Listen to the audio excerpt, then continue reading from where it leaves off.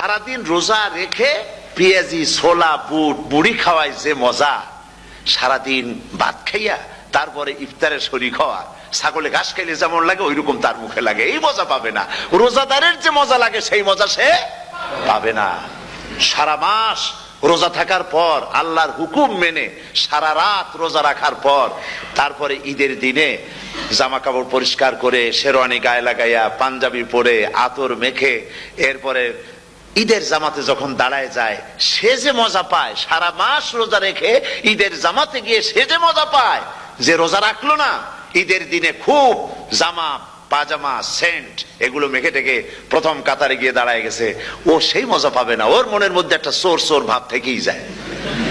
সে মনে মনে ভাবে এই জামাত আমার না, জোর করে আসছি, এইখানে দাঁড়াবার যোগ্যতা আমার নাই।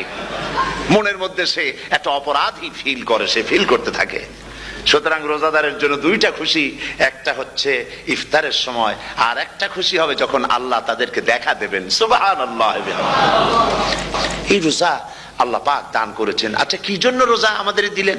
এই জন্য দিয়েছেন যে একটা মাস পৃথিবীর মুসলমানরা না খেয়ে থাকুক দিনের বেলায়, ওই না খেয়ে থাকার যে খাবারগুলি বাঁচবে এগুলি আল্লাহ অন্য কোন এলাকার মানুষদের খাওয়াবেন নাকি?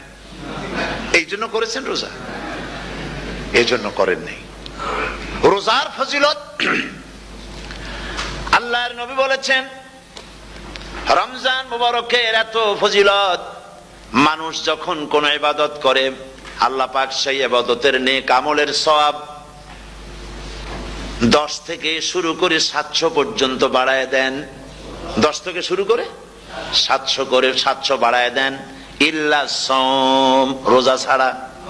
নবীজি বলেছেন, রমজান মুবারকে কেউ যদি একটি নফল কাজ আদায় করে, একটি নফল ইবাদত করে, অন্য মাসের একটি ফরজ আদায় করার সওয়াব আল্লাহ পাক নামায় আমলে দিয়ে দিবেন।